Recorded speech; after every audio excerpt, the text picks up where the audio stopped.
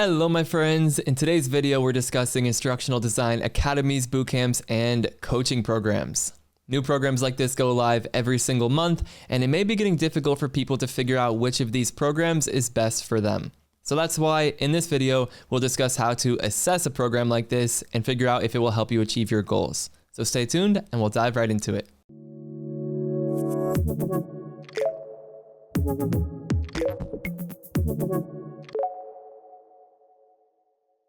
Okay, so before we get too far into it, I do want to acknowledge that I am, of course, biased. I do run a paid bootcamp that helps people build their portfolios and land opportunities. So if you're not interested in hearing from someone who runs a paid bootcamp tell you how to evaluate a paid bootcamp, I completely understand, and feel free to close out of this video and I will see you in the next one. But if you do want to stick around and hear my perspective on this, I do want to try to help despite my bias. So if you're still with me, let's dive back into it. Okay, so the first question is, do you even need an academy? And I want to point out when I say academy, I'm referring to any non-accredited practical instructional design program that's designed to help you develop your skill set, land opportunities, build your portfolio, or just succeed in the instructional design market overall. So this refers to academies, boot camps, coaching programs, all of the above. We're just calling them an academy because I think that's the most popular term for these types of programs.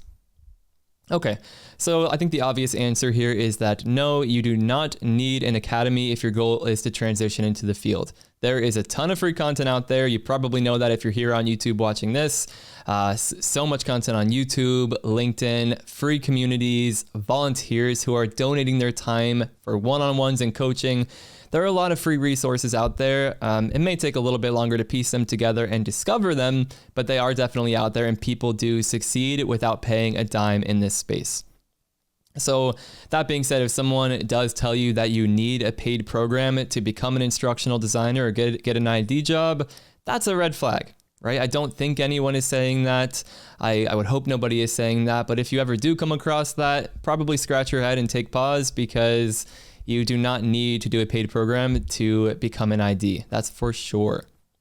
But despite this, I mean, most people, I think, they know that they don't need the program, but they decide to join one anyway because it can help them achieve their goals a bit more quickly or more effectively.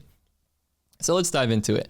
So speaking generally and from my experience in my bootcamp, these programs have a step-by-step process that is focused, proven, and effective. So they may already have it laid out where people go through the steps, they complete the deliverables, and they're able to find success in the space, whether that's a corporate ID role or a freelance business or any of the above. So it really comes down to, is there already a process in place that's helping people achieve what it is that you're trying to achieve? The other piece is critical feedback. Right, so anyone can publish the process online, but these paid programs generally have coaches or the leader themselves doing the coaching to help people improve the quality of their work. And this is generally what people are paying for. Like when I was starting my bootcamp, people said hands down, the reason we would pay for something like this is for feedback. So I get the sense that's why people are doing programs like this. The feedback can be very helpful. And there is free feedback out there. I do want to say, right? I want to make this point clear. There are volunteers out there giving feedback on work. There are people in these free communities who are happy to give feedback. Joining a paid program that offers feedback is kind of just like a guaranteed way to get it and know that you have someone there for you to give you that feedback. And then again, generally these programs have very positive driven communities associated with them. So everyone is paying to be there, everyone has a similar goal, and everyone is working together towards that goal. And this isn't exclusive to the paid programs, but these programs can sometimes be, they are very positive, they are very supportive, but again, there are good free communities who have those same traits as well. But this is what it really comes down to, right? People join paid programs because it helps them achieve bigger goals or helps them achieve goals more quickly. So maybe that's landing a higher paying role than someone would have aimed for otherwise, or making the transition more quickly than they would have been able to otherwise, or maybe even growing a freelance business more smoothly and more stress-free than would have been possible on their own. So these are the reasons people are generally joining programs like that.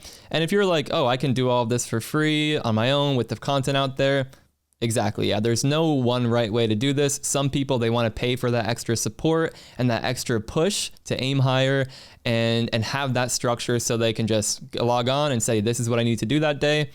That's why I think people are joining programs like this. Okay, so let's get into the good stuff now and talk about how to assess one of these academies, boot camps, or coaching programs. So there are three main pillars here. We're going to dive into each in a bit more detail, but the first one is to explore the free content. This is a good way to sample the value that these programs provide, and it can just let you see if you resonate with the content. Also connect with the coach or the coaches. These are generally the people that you will be working with in the paid program. Try to connect with them before joining and just see how it goes with them. And then finally, the most important thing that you can do when assessing one of these programs is to research the student outcomes. Right? Are there people with your background who have been in similar positions to you who are able to achieve the goals that you would like to achieve? That's the most important thing that you can do here is this process proven? Are people actually achieving the goals you'd like to achieve as a result or with the help of this paid program? So let's take a look at each of these a bit more closely. Again, the first one, explore the free content. Is the free content helpful? So generally, if you're getting value from one of these creators or one of these programs for free, it could be a good indicator that the paid program would provide value and help you achieve your goals as well. Another good reason to explore the free content is to see if the leader's approach resonates with you, right? If you're joining a paid program where you're going to be watching hours of video content with this person, does their approach resonate with you on YouTube, for example? Some people may say, oh, you know, like if we take me for an example, some people may be like, oh, maybe I want to work with someone a bit more professional with videos that are a bit more polished. And some people might say, oh, I like Devlin's approach with the slideshows. That works for me. It's just a good way to get an idea of what the paid programs would be like by looking at people's free content. And just another one of these red flag things. If all of someone's content and all of the value they provide is locked behind a paywall, it's probably a red flag. And once again, I don't think anyone is doing this. I don't think it would be very effective for someone to like not provide any value and just say, pay me this price to get anything. But if someone is doing that, and if it's like all marketing and all promises, but no actual valuable content, probably a red flag. Again, at this time, I don't know of anyone doing that. I don't think anyone's doing that, but just be careful if you do see that approach. I would probably, once ahead, scratch the head and wonder, why doesn't this person provide anything for free for the community? But there we go. See if the free content resonates with you. The next step here is to connect with the coach. And I'm calling them the coach because I think some people may lead programs like this, but they hire coaches who are trained to support you. And then in some of these programs, the leader works with you directly. So connect with the coach or coaches who you will work with in the program. That's the main idea here. So message them directly.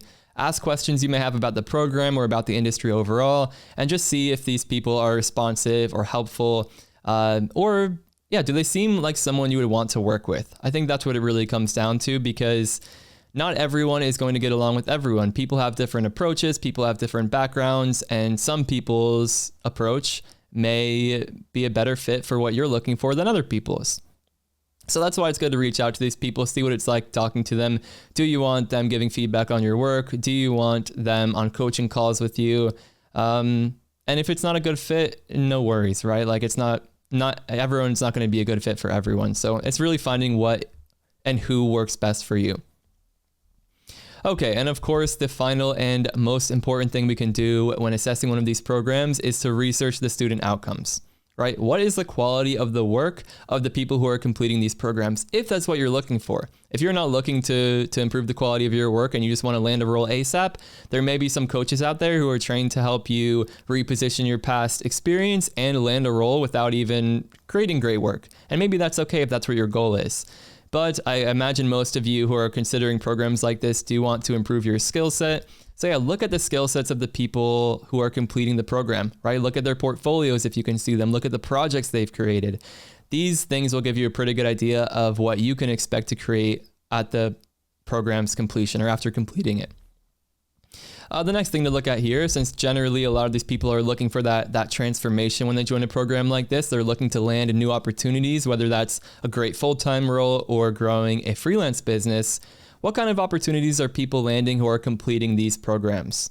Are they landing roles at top tech companies? Are they booking up with freelance clients? Or maybe they're even landing higher ed roles if that's something you're interested in. Different programs may have different focuses, so it's good to look at what the students are achieving after completing these programs. And this third point, perhaps the most important one, what do the people who are completing the programs have to say about it? Because some people may be completing these programs and landing great opportunities, but if they're not attributing all or part of their success to the program, then obviously we may not want to attribute that success to the program. So see if you can find testimonials from people who have completed the programs, or even try reaching out to them directly, and maybe they'll have time to share their experience, and maybe you can verify claims that you're seeing about the program on like landing pages or online. It's just a way to do your research, right? These are the people who will know best. They're the ones who have went through the program, who have completed the process, and who actually have that firsthand experience with the program. So that's why, again, this is perhaps the most important one of these. The other ones are important too. Like if you don't really resonate with the coach or the leader of these programs, probably not a good idea to join a paid program with them. But as far as what to evaluate, obviously you want to evaluate the transformation that the people who have been in your shoes are able to make. And you want to look at what they're able to accomplish now as a result or with the help of the program. So that's all I have for you. Thank you for hanging out here with me on this one. Again, a big takeaway, if these programs are not the right fit for you, you can definitely succeed in this space without paying any money at all. And that's part of the reason why I created a 47-minute video about how to design effective e-learning. It's the same process we teach in my paid program, but I shared it for free here on YouTube. So if you want to check that out, I will link it in the description, in the comments, and even in the top right of the video. So check out that video, and I will see you there.